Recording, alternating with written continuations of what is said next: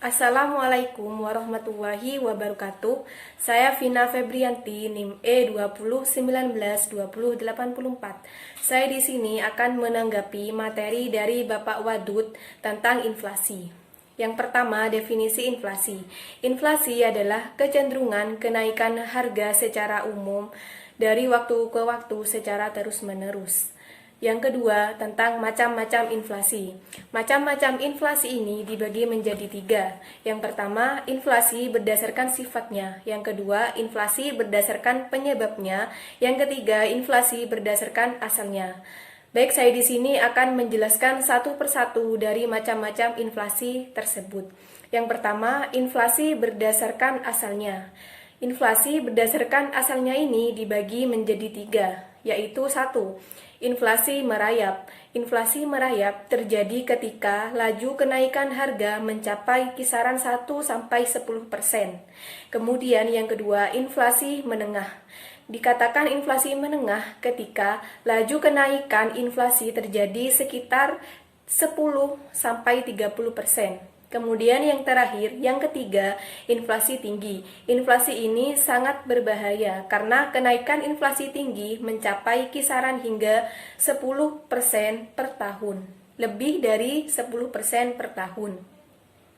Kemudian yang kedua, inflasi berdasarkan penyebabnya. Inflasi berdasarkan penyebabnya dibagi menjadi dua, yaitu permintaan dan penawaran. Yang pertama, permintaan.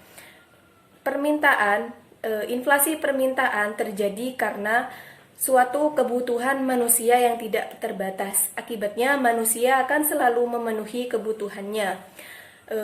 Permintaan suatu barang akan terus naik. Ketika permintaan akan barang terus naik, harga akan melambung tinggi. Dengan adanya harga melambung tinggi, maka akan menyebabkan adanya laju inflasi. Kemudian yang kedua, inflasi penyebabnya penawaran. Inflasi penyebab penawaran ini disebabkan karena biaya produksi dalam memproduksi suatu produk itu terlalu mahal. Juga disebabkan karena permintaan penawaran terlalu rendah. Kemudian yang ketiga, inflasi berdasarkan asalnya. Inflasi berdasarkan asalnya dibagi menjadi dua. Yang pertama, inflasi dalam negeri. Yang kedua, inflasi luar negeri. Inflasi dalam negeri ini terjadi karena faktor-faktor yang ada di dalam negeri.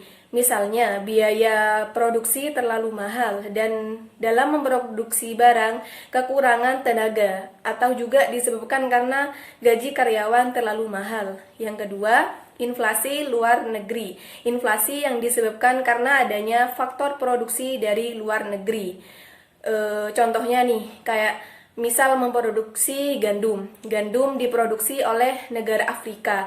Kemudian negara Afrika tersebut kekurangan tenaga kerja dalam memproduksi. Tenaga kerjanya kurang sehingga memperhambat produksi gandum. Selain itu juga dapat disebabkan karena Afrika tidak ada bahan atau kekurangan bahan untuk memproduksi gandum, sehingga gandum produksinya akan menurun. Nah, ketika gandum ini akan produksinya menurun, otomatis harga gandum tersebut akan semakin mahal. Nah, semakin mahal tersebut akan menyebabkan inflasi.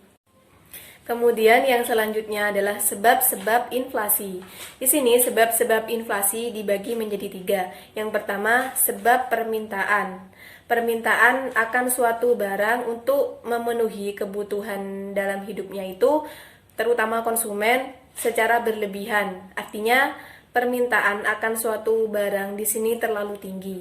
Yang kedua, sebab penawaran. Sebab penawaran ini terjadi karena biaya dalam memproduksi suatu produk itu terlalu mahal. Yang ketiga, sebab campuran. Sebab campuran terjadi karena permintaan barang tinggi, namun kesediaan barang terbatas. Yang disebabkan, dari barang terbatas ini akan menaikkan harga suatu barang. Dengan menaikkan harga suatu barang akan menimbulkan inflasi. Kemudian yang selanjutnya adalah pembagian inflasi. Inflasi di sini dibagi menjadi dua. Yang pertama, natural inflation. Natural inflation ini adalah inflasi yang terjadi secara alami. Sebagai contoh, musim corona. Dalam musim corona ini, secara tidak langsung persediaan barang akan turun. Kemudian harga suatu barang akan naik. Artinya natural inflation di sini secara tidak langsung memengaruhi permintaan barang dan kenaikan harga. Yang kedua, human error inflation. Human error inflation ini atau bisa disebut inflasi yang terjadi akibat kesalahan manusia. Sebagai contoh, seperti adanya kesalahan manusia, seperti adanya korupsi. Dengan adanya korupsi ini, biaya produksi dalam memproduksi suatu barang tidak akan seperti semula. Artinya akan ada kenaikan harga untuk memproduksi barang karena telah terjadi korupsi. Kemudian yang kedua, karena adanya pajak. Pajak di sini meningkat untuk untuk meraih keuntungan yang berlipat ganda. Kemudian yang selanjutnya adalah dampak dari inflasi. Ada beberapa dampak inflasi, di antaranya sebagai berikut. 1. Menurunnya nilai mata uang atau menurunnya nilai fungsi terhadap uang. Yang kedua, menurunnya semangat masyarakat untuk menabung. Yang ketiga, meningkatkan kecenderungan berbelanja. Artinya masyarakat di sini akan berbondong-bondong untuk membelanjakan uang mereka kepada barang-barang yang mewah. Artinya di sini mereka tidak berbelanja barang kebutuhan atau primer. Mereka akan lebih membelanjakan kepada barang-barang mewah seperti mobil, rumah, perhiasan, dan lain-lain. Karena dengan adanya inflasi, masyarakat berpikir bahwa uang yang mereka miliki tidak ada nilainya. Yang terakhir adalah mengerahkan investasi pada hal yang tidak produktif. Maksudnya di sini adalah masyarakat akan lebih menginvestasikan uangnya kepada hal-hal yang tidak berguna, seperti menumpuk kekayaan, membeli tanah, membeli sawah, dan yang tidak perlu.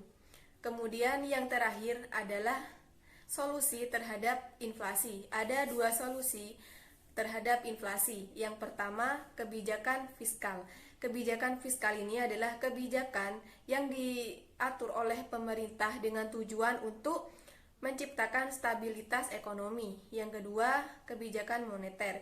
Kebijakan moneter ini diharapkan mampu untuk mengurangi laju inflasi dan meningkatkan pertumbuhan ekonomi dalam masyarakat. Sekian video dari saya, kurang lebihnya mohon maaf. Terima kasih. Wassalamualaikum warahmatullahi wabarakatuh.